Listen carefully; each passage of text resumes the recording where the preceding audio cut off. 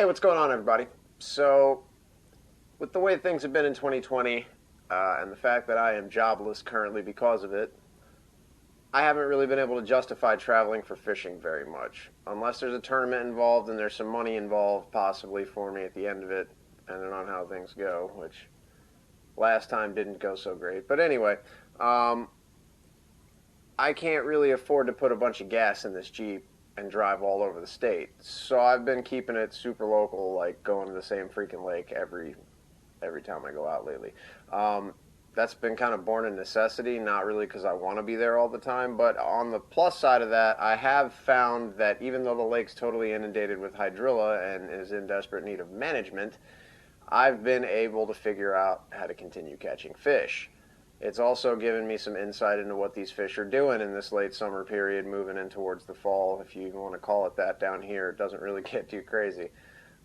So we're just kind of easing our way into that seasonal transition right now, and I'm really getting a feel for what's going on. And one of the things that we're going to talk about today is varying up your retrieves in order to catch more fish. And I'll explain to you why after you see the footage and everything, and then we'll talk a little bit about what happened. Something that I didn't even necessarily pick up on that I adjusted to right away, but we'll talk about it in a little bit. Just check this out.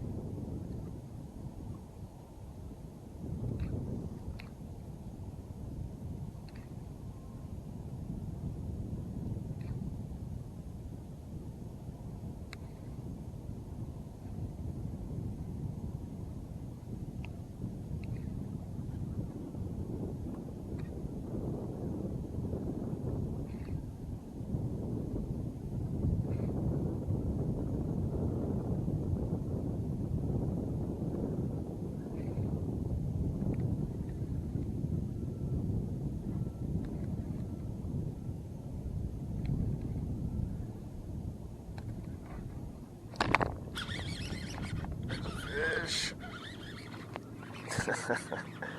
He's a fighter. Nothing else.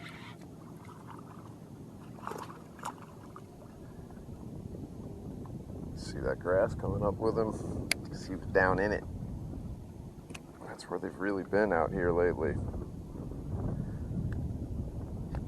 He wasn't going anywhere. Little fella. See if we can't get on something a little bigger than that.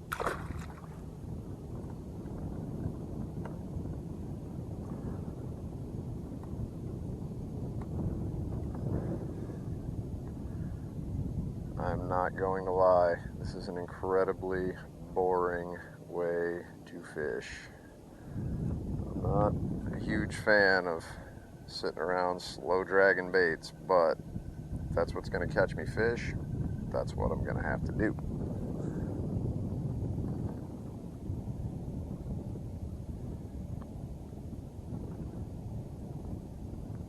This has not been a deal where I've been getting bit rapid fire every other cast, reeling in a fish, but this has been a deal where I've been able to find some quality fish. So I'm gonna just go with slow and steady wins the race. Even though I'm not really racing right now, I'm just fishing. You know what I mean.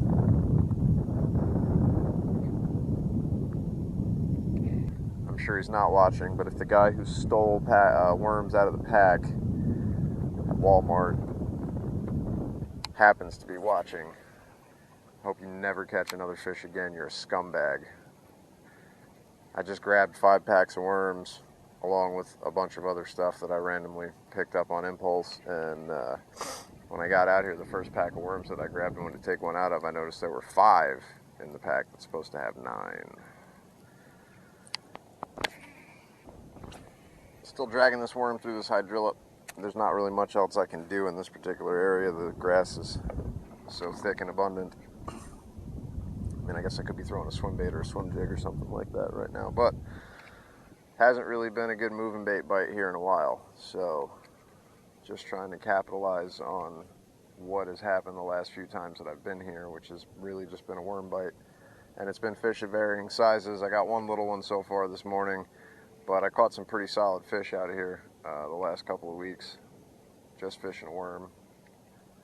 A couple close to 6 probably at least. So that's, you know, not huge for Florida, but not small by any means.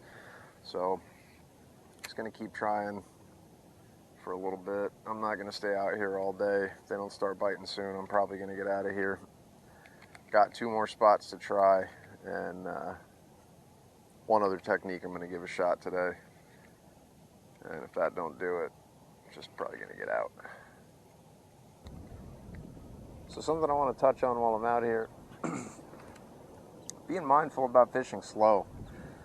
This is something that we oftentimes find we need to slow down our presentation to be able to catch fish. And a lot of times we think we're slowing down and we're really not. We maybe move to a Texas rig worm or something like that, but then we're power fishing it. We're just up and down, up and down, up and down, all the way back to the boat. So you're not giving the fish really that are maybe laying on the bottom an opportunity to do anything with that bait, because maybe they're feeling a little bit lazy, they're tired, they're just not into it. You need to put it in front of them and let it sit there for a second sometimes to get them to bite it.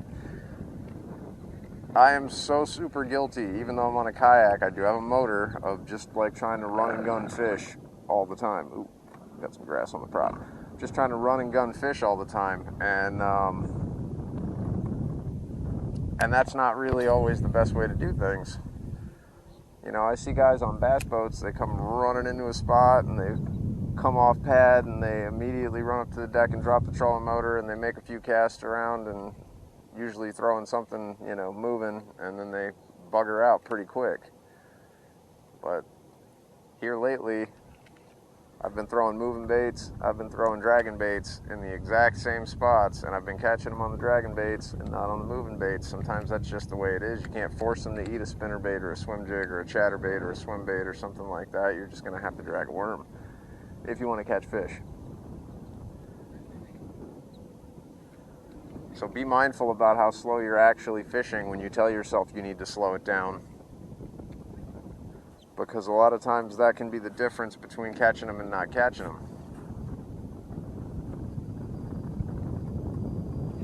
Maybe you're doing the right thing, even you're just not doing it at the right speed. Maybe instead of burning that crankbait back to the boat, you need to keep it barely making bottom contact. Instead of swimming that swim bait super fast, you need to be just creeping it, barely moving that tail.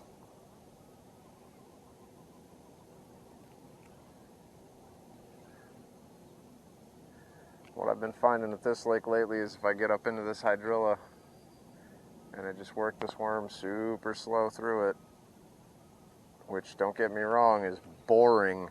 God, it's boring.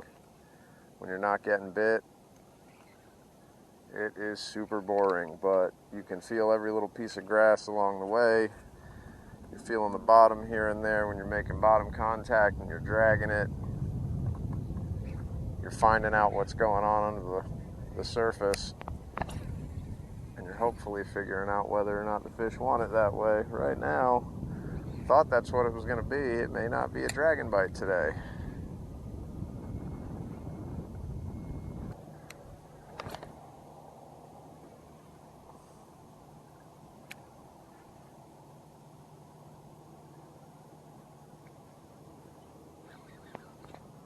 That is a fish on the cast. Oh, and it feels like a good one. And I really hope it's not gut hooked, because it's pulling drag, and it's definitely a good one.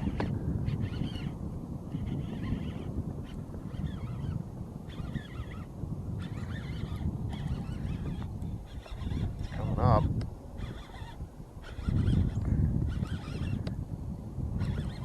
Dude, this is a big fish. Or it's in a whole lot of grass, one of the two. Oh, it's a big fish. Oh boy. Oh boy.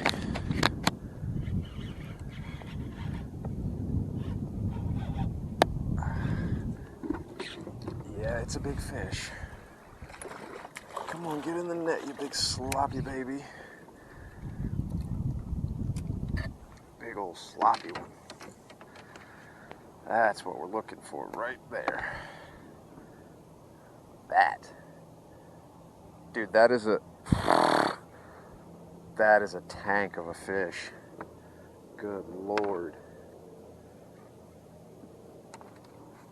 Pinned just how we wanted her to be, too. Hold on, sweetheart. I'm gonna get you back in the water in just a second.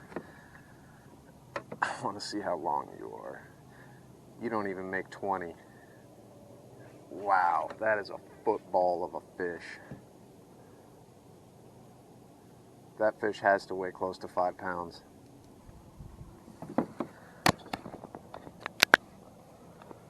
Look at that fatty. Good Lord.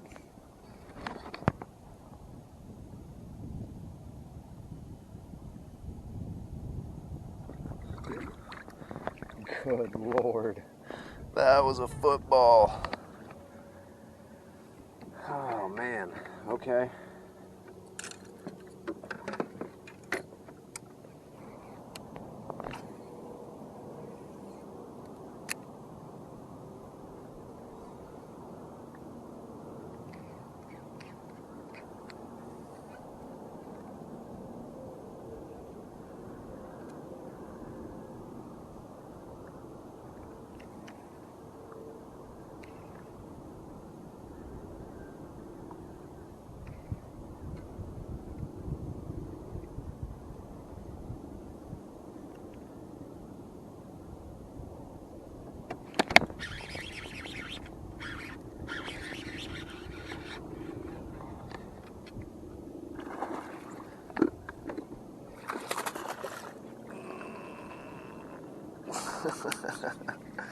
Comparatively, here's another one that's probably about the same length.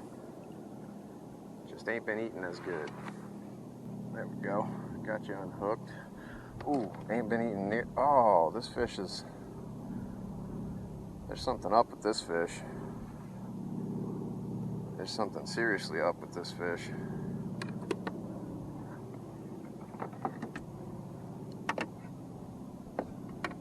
Oh, you've got like a broken tail. And you're bleeding from it.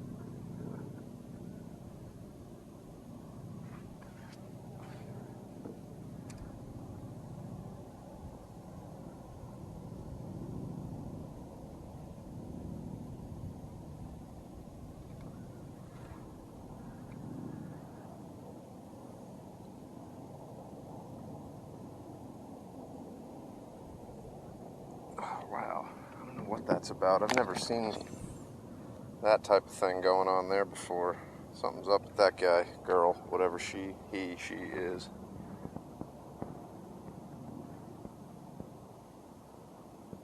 You're free. Swim off, dude. There we go. Oh yeah, that fish is bleeding all over the place. It wasn't from me. Huh.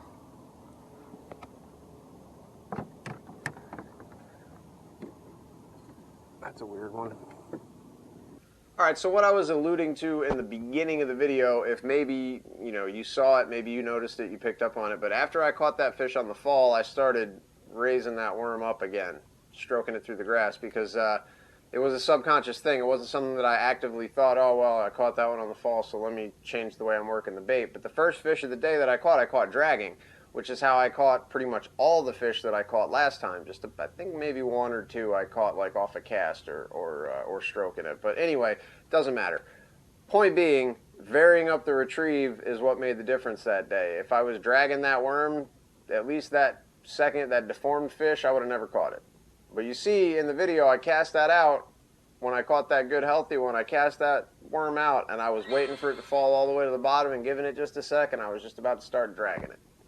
So changing up your retrieve can be the difference sometimes in completely emptying an area of fish or maybe leaving a few behind.